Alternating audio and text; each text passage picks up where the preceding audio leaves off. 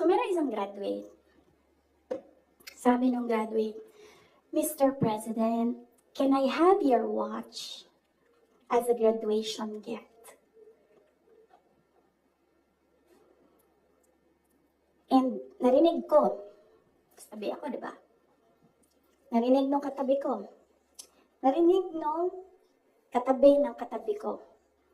But apparently, this guy, hindi niya alam kung ano isasagot niya.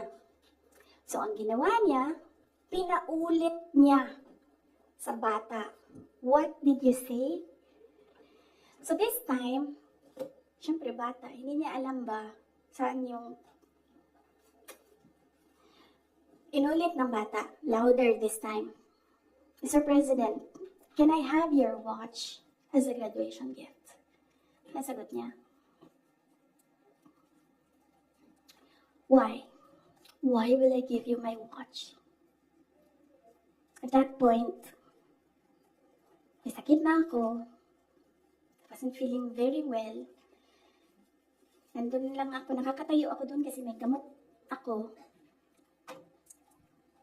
Gusto ko tanggalin yung ulo niya ba?